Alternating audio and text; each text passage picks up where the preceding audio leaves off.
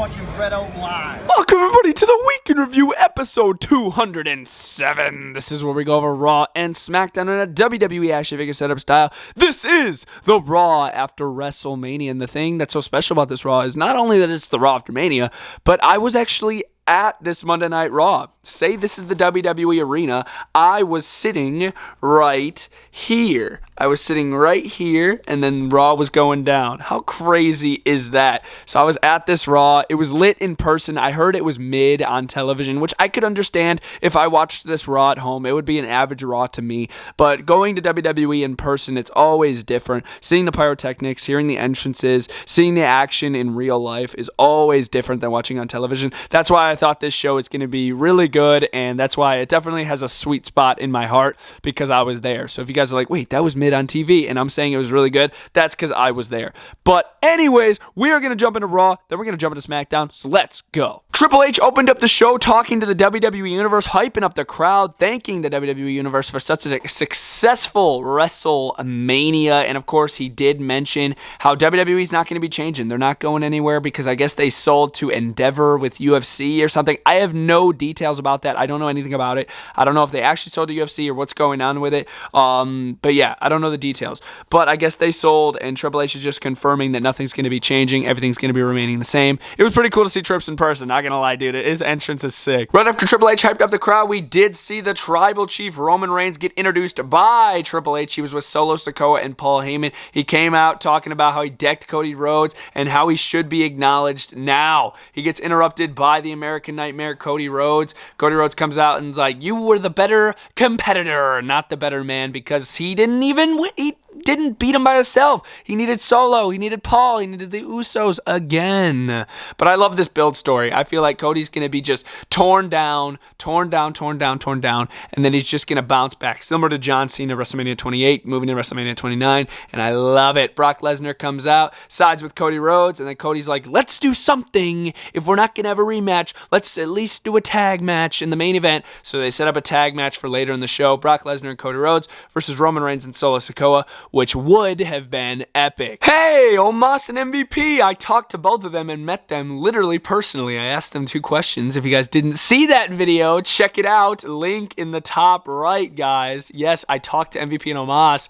with a little interview. But anyways, Omos went one-on-one with Elias. This match was really lame.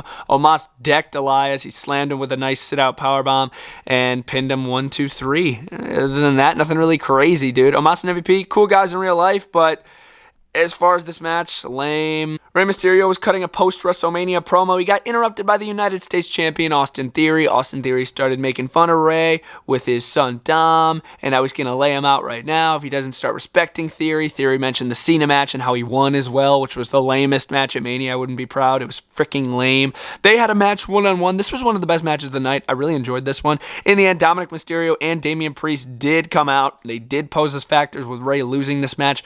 Theory was able to hit the A-Town down and pin Rey Mysterio 1, 2, 3. I'm like, really, Dom? Again? But then Bad Bunny was on ringside, and Bad Bunny started making his mouth open because, of course, they're attacking his boy Rey Mysterio. And then Dominic runs over there, tries to hit a right hand on Bad Bunny. Doesn't end well. Damian Priest steps in, pulls Bad Bunny over the barricade, and sends him through the announce desk. I was like, what the crap? So yes, they are setting up a tag team match for WrestleMania Backlash, that being Damian Priest and Dominic going up against Bad Bunny and Rey Mysterio. I am looking forward to that, but what's so crazy is Damian Priest was so close with Bad Bunny when Bad Bunny was first bursting on the scene in WWE, which is crazy. Like, they were tag partners, they were buddies, and here goes Damian Priest sending him through the announce desk. I thought that was very interesting. I liked this. The Street Profits, after winning that fatal 4-way tag match at WrestleMania, got a tag team title opportunity. I believe it was for the tag titles. It might have not been for the tag titles. I don't think it was. But they had a matchup against Sami Zayn and Kevin Owens. This match was really decent.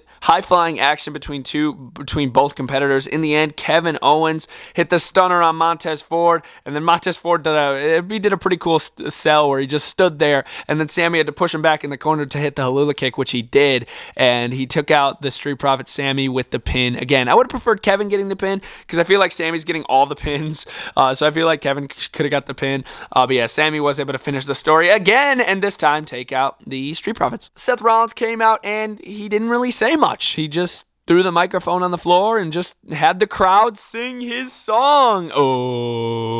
Oh, which we did. Which, I mean, if you were watching on television, I could understand why this promo would have been really boring. But if you're in person and you're hearing that, his theme song sang by like 15,000 other people, this was insanity, dude. But I can understand if you thought this was boring. Bobby Lashley was backstage and he got a little interruption from Ali. Ali came up to him and started insulting him in a way, and Bobby Lashley wasn't having it. He started attacking Mustafa Ali backstage, sent him out in the Titantron. They had a match out in the ring, and Bobby Lashley was able to take him out, tap him out with the Hurt Lock.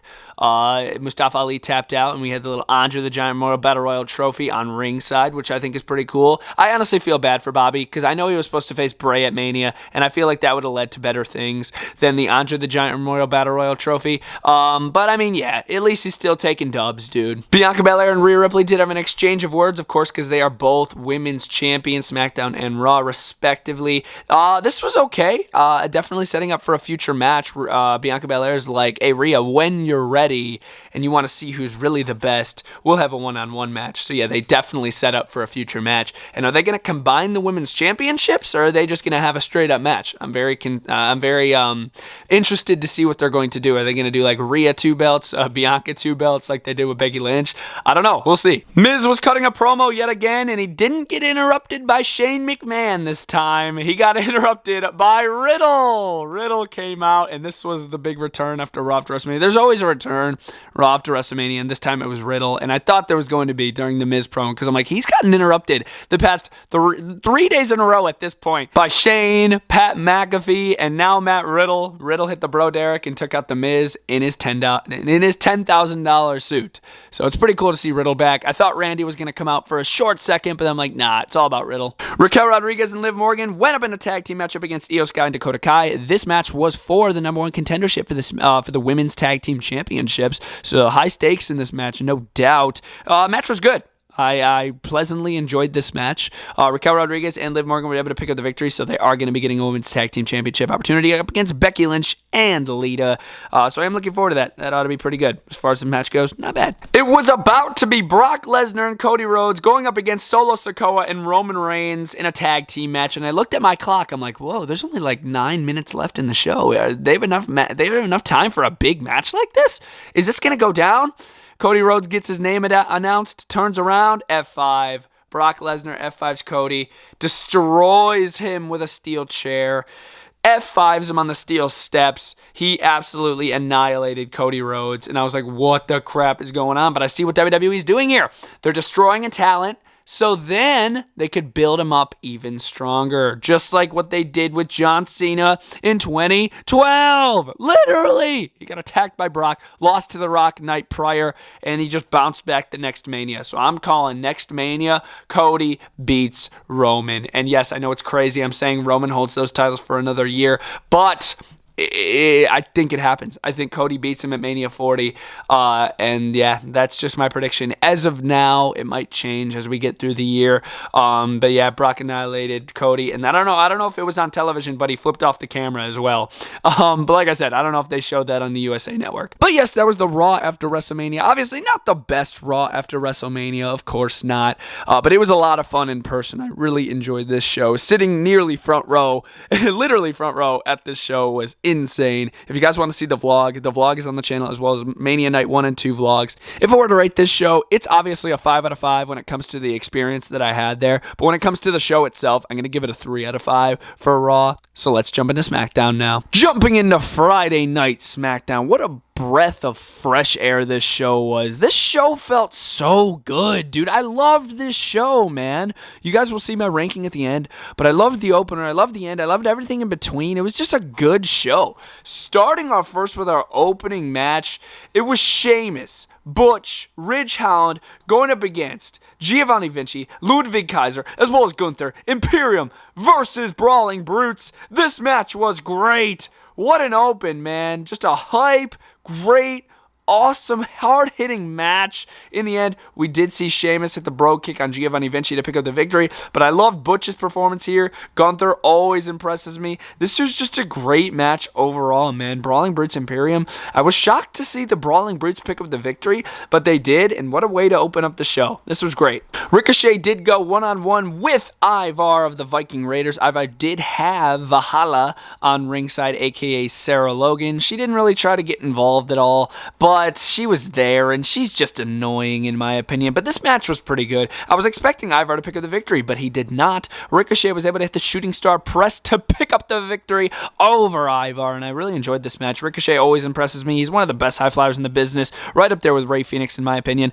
But yeah, Ricochet, great dub over Ivar. No Eric, no Braun. I thought that was kind of odd.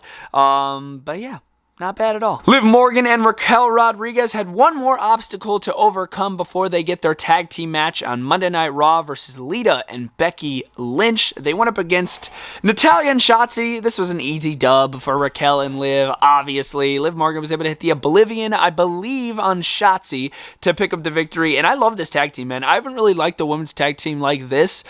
It's been a while, like normally they just throw random women together like Natalya and Shotzi. Like that one, it doesn't really work, but this one works. I don't know why, it just does. Raquel and Liv are great together, and I think it's a great tag team. And I'm interested to see how their match is going to go with Becky and Lita this coming up on Monday Night Raw. I'm interested to see how that's going to go. Triple H was scheduled to address the WWE Universe with what news we didn't know until he revealed it, of course. He said, coming up in a few weeks, we will have a fully updated draft. Yes, they are bringing the draft back. I didn't think they were going to do this because I feel like they've sort of faded away slowly, and superstars are on like any show they want now, which I was kind of fine with. But I mean, the draft, hey, switch it up a little bit. I thought he was going to talk about Vince McMahon, but he talked about the draft, and I'm like, let's freaking go. This is lit, dude. I'm interested to see how that's going to go. He also did introduce the Judgment Day, so right after that, the Judgment Day came out. He shook all their hands, which I think was pretty cool, and then they came down to the ring.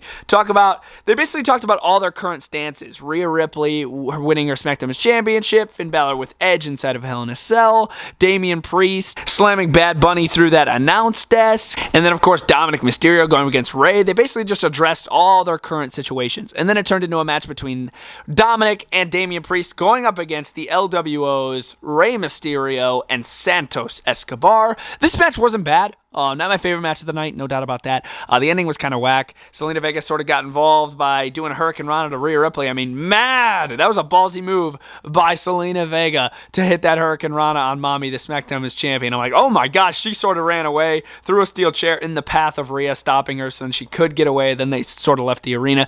Nearing the end of the match, Damian Priest was able to hit the South of Heaven on Santos Escobar to pick up the victory. And it was so odd. Like Rey Mysterio and Santos, it looked like they had this easy dub. I was like, oh my gosh, here we go. Santos and Rey are going to win. Right after Mommy left ringside with Selena, I'm like, here we go. And then Priest wins out of nowhere with the South of Heaven. This just sort of came out of left field for me. But the match wasn't bad. Then our main event of the show, it was Sami Zayn set to go one-on-one with main event Jey Uso. How apropos. He was in the main event, baby. Let's go. This was a solid match. And build up to this match, Solo Sikoa actually took out Kevin Owens backstage since Kevin Owens couldn't be on the ringside of Sami Zayn. So then Solo made his appearance, felt he was in the corner of Jey Uso. And it was up in the air if Jey was with the Bloodline again because Sami talked to him backstage. He felt like he needed to talk to him, and he did. It felt like it went well until they got interrupted by Solo attacking Kevin. As far as the match goes between Jey and Sami, they have great chemistry. They did a great job. I really enjoyed the matchup. Up until Solo Sikoa, same thing he did at WrestleMania, hits the Samoan Spike right to the throat of Sami, and then Jey Uso hit this really cool floating super kick. It was like off the ropes, jumps in the air super kick. I was like, that was pretty cool. And then he pinned Sami Zayn. I was like, what? I was like, dude, how are you just going to pin Sami like that? But it was still a great ending, kept us thinking. And then after the match, Solo kept the beatdown going on Sami, but then Jay's like, no, that's enough, man, that's enough. But it was just a trick. He ended up super kicking Sami anyway. He's like, get a chair, let's finish this guy. So Jey Uso is still brainwashed by Roman Reigns and the Bloodline. It's crazy, man. But then before they could do any more damage to Sami, Riddle did come out and he backed up Sami Zayn, so then they couldn't do any more damage, which I thought was not bad at all. I was expecting, maybe Kevin limp down to the ring, but no. It was Riddle. Not bad at all. How can you be mad? Riddle came out to save Sami Zayn. Come on. But yes, guys, that was SmackDown in a sit-up style. SmackDown this week, I'm going to give a 4 out of 5. I enjoyed this show pleasantly, dude. Like, this show was, like, actually, like, freaking amazing. And it was like a breath of fresh air. Let me know if I'm just overreacting, but I thought this show was great. Let me know your thoughts down in the comments down below, as well as for Raw. And I'll see you guys next time. Smash a like, comment your thoughts, subscribe to Bretto Live for more banger videos, and I'll see you guys next time. Bretto Live, out.